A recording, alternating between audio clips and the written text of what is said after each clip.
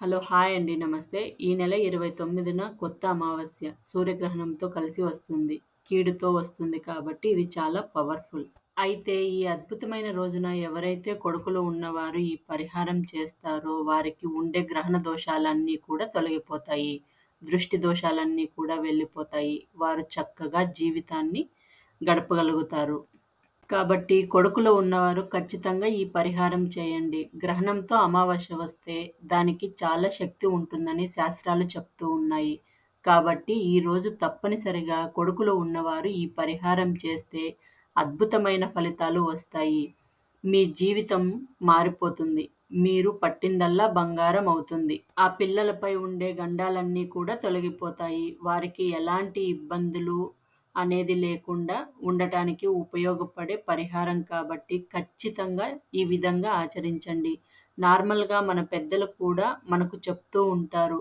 అమావాస్య రోజు గ్రహణం కలిసి వస్తే పిల్లలకు కీడు జరుగుతుందని, ఆ రోజు పరిహారాలు చేయాలని, పిల్లలకు దిష్టి తీయటం, పిల్లలకు కొన్ని రకాల పరిహారాలను చేయాలని మన పెద్దలు కూడా చెబుతూ ఉంటారు. కావున ఈ పరిహారం చేసుకుంటే మాత్రం తప్పకుండా ఫలితం వస్తుంది. ఏం లేదు, ప్రత్యేకమైన పద్ధతిలో దిష్టి తీయాలి. అంటే కొడుకులు వంశధారకులు, వంశాన్ని ఉద్ధరించేవాడిగా మనం పరిగణిస్తాం.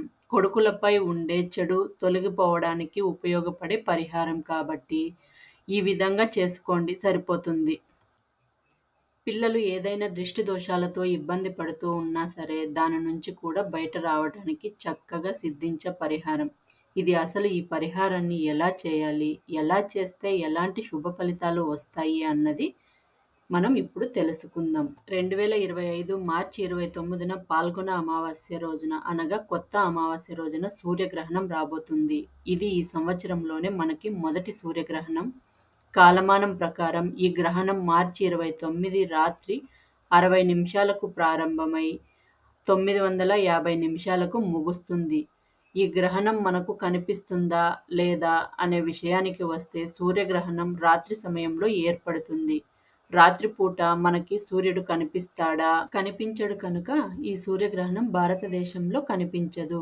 కాబట్టి ఈ గ్రహణానికి ఎటువంటి నియమాలు పాటించాల్సిన అవసరం లేదు. అంటే పట్టు విడుపు స్నానాలు చేయనవసరం లేదు. అప్పారం మీద దర్భగడ్డి వేయనవసరం లేదు. టెంపుల్స్ ఏమీ కూడా క్లోజ్ చేయరు. గ్రహణం తర్వాత ఇల్లు క్లీన్ చేయవలసిన అవసరం కూడా లేదు. కానీ గర్భిణీ స్త్రీలు మాత్రం గ్రహణ నియమాలు పాటించాలి.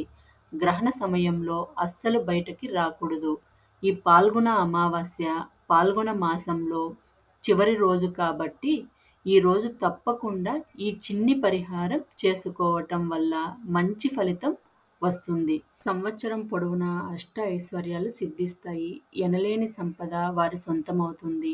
పిల్లల ఎదుగుదల బాగుండాలని, పిల్లలకు ఎలాంటి ఇబ్బందులు కలగకూడదని, పిల్లలు ఒకవేళ సంపాదిస్తూ ఉంటే వారికి దిష్టి దోషాలు ఉన్నాయని బాధపడుతూ ఉంటారు కదా! అలాంటి వాళ్ళు ఈ పరిహారాన్ని చేయండి. చాలా మంచి రిజల్ట్ అన్నది వస్తుంది. అలానే కాకుండా గ్రహణం ఎఫెక్ట్ కూడా పడకుండా ఉంటుంది. ఎటువంటి చెడు జరగకుండా ఉంటుంది. గ్రహణం మగపిల్లలు, కొడుకులు ఉన్నవారి యొక్క జీవితంపై ఎక్కువగా ప్రభావం చూపుతుందని శాస్త్రాలు చెబుతున్నాయి కాబట్టి కొడుకులు ఉన్నవారు ఈ పరిహారాన్ని ఖచ్చితంగా చేసుకోండి. చాలా మంచిదన్నది జరుగుతుంది.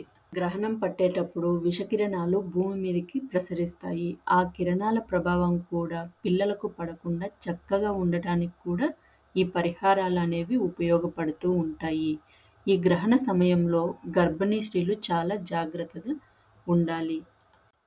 ఈ గ్రహణం మనకి కనిపించకపోయినా కూడా గ్రహణ సమయంలో గర్భిణీ స్త్రీలు చక్కగా కదలకుండా ఒకే దగ్గర కూర్చొని ఉండిపోవాలి. నార్మల్‌గా మన పూర్వీకుల కాలంలో మన పూర్వీకులు ఏం చెప్పేవారంటే గ్రహణం పట్టేటప్పుడు ఆడవాళ్ళు అంటే ప్రెగ్నెన్సీగా ఎవరైతే ఉంటారో గర్భవతులు వాళ్ళు జడ కూడా ముడి వేసుకోకూడదు. జడకు లబ్బరు కూడా పెట్టుకోకూడదు అంటారు.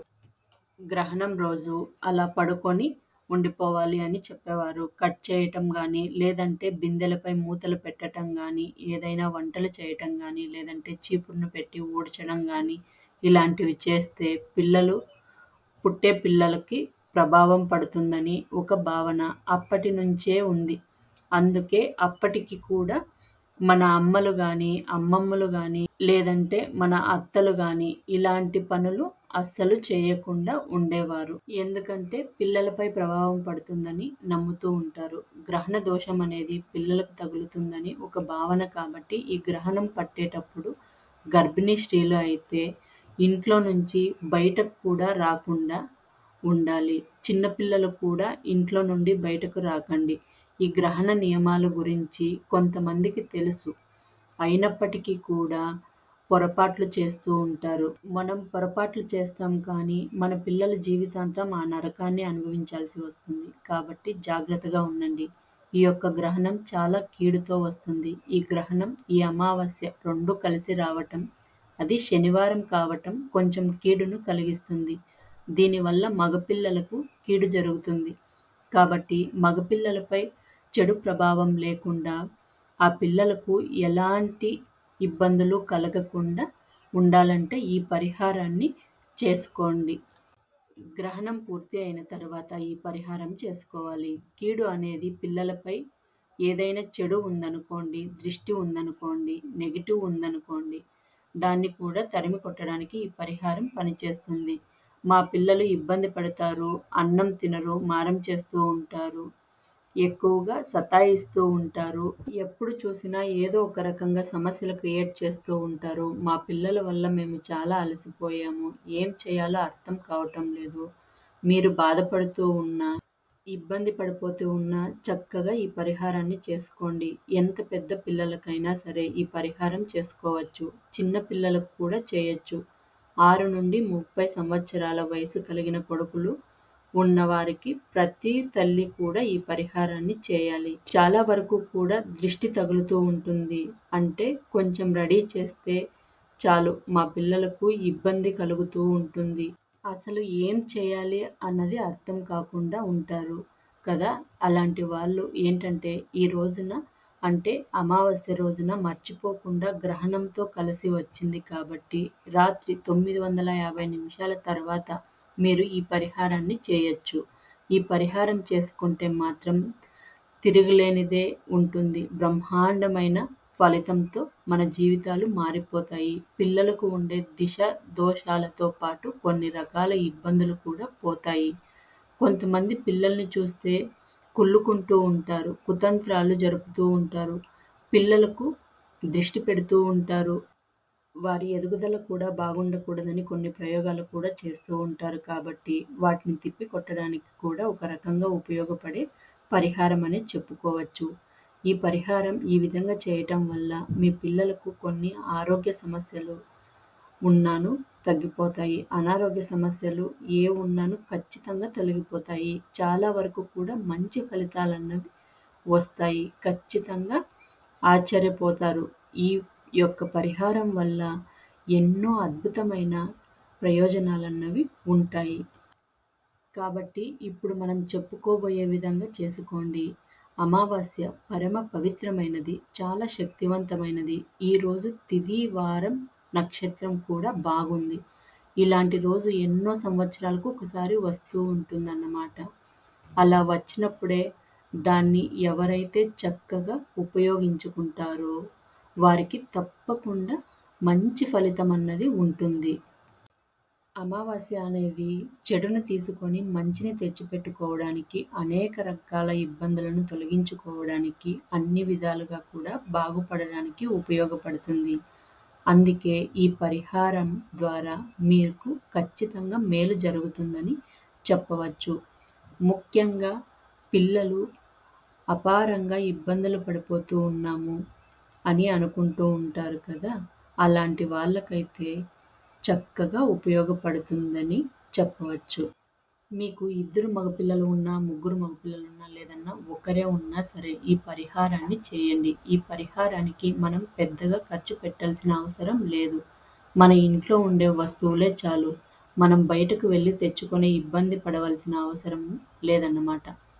మన ఇంట్లో మన చేతుల ద్వారా చేసుకొని చక్కగా పిల్లలకు ఉండే కొన్ని రకాల ఇబ్బందులను తొలగించుకోవడానికి ఉపయోగపడే పరిహారం.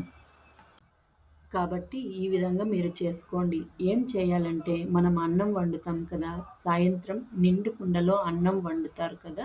అలా వండిన అన్నం నుంచి 3 ముద్దలు అన్నాన్ని తీసుకొని ఖచ్చితంగా అన్నంతోనే ఈ పరిహారాన్ని చేయాలి. మన్ మనం ఇలా సాయంత్రం పూట అన్నం వండుకొని తర్వాత అందులో నుంచి 3 ముద్దల అన్నాన్ని తీసుకోండి. దానితో పాటు మనకు ఇంకేం కావాలంటే ఒక కోడిగుడ్డు కూడా కావాలి. కోడిగుడ్డు గురించి మనం ప్రత్యేకంగా చెప్పాల్సిన అవసరం లేదు.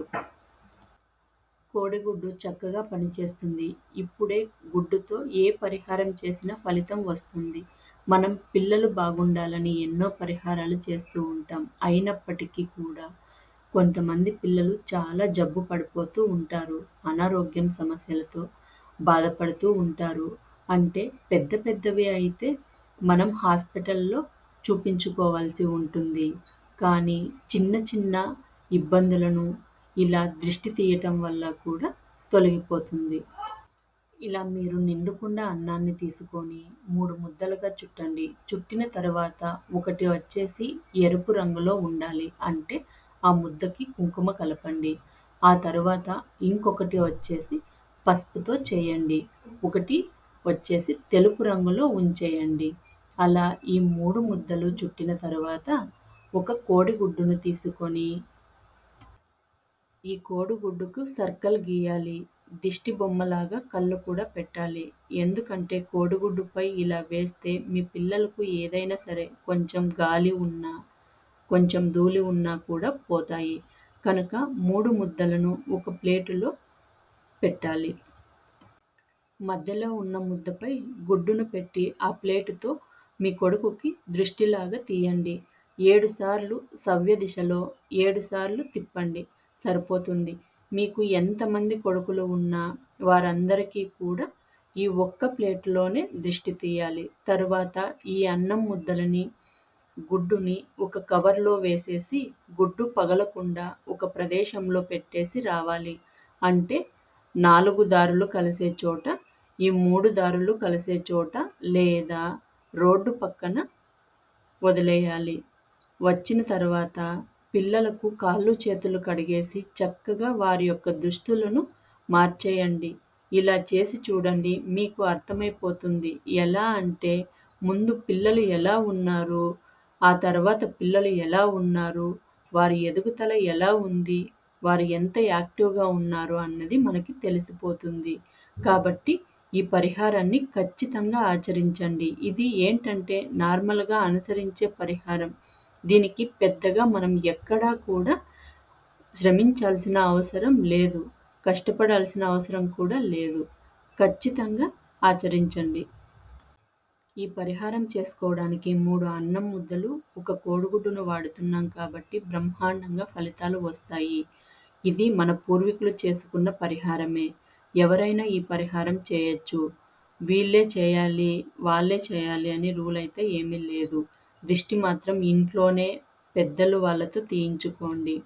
మీ ప్రాంతాన్ని బట్టి ఎలాగైతే మీరు దృష్టి తీస్తారో అలా దృష్టి తీయండి. పిల్లలు కొంచెం డల్‌గా ఉన్నా, కొంచెం అనారోగ్యంతో ఉన్నా కూడా వెంటనే ఆరోగ్యంగా ఉంటారు. ఇలా చేసిన తరువాత ఒక రాత్రి నిద్రించిన తర్వాత మనకి ఫలితం అన్నది కనబడుతుంది. ఈ పరిహారాన్ని చేయండి. ఎటువంటి చెడు జరగకుండా కాపాడుకోండి. మీ జీవితంలో ఉండే కష్టాలు, బాధలు, కన్నీళ్ళు ఇవన్నీ కూడా చక్కగా తొలగిపోతాయి. ఎందుకంటే మానవ జీవితం ది బెస్ట్ జీవితం.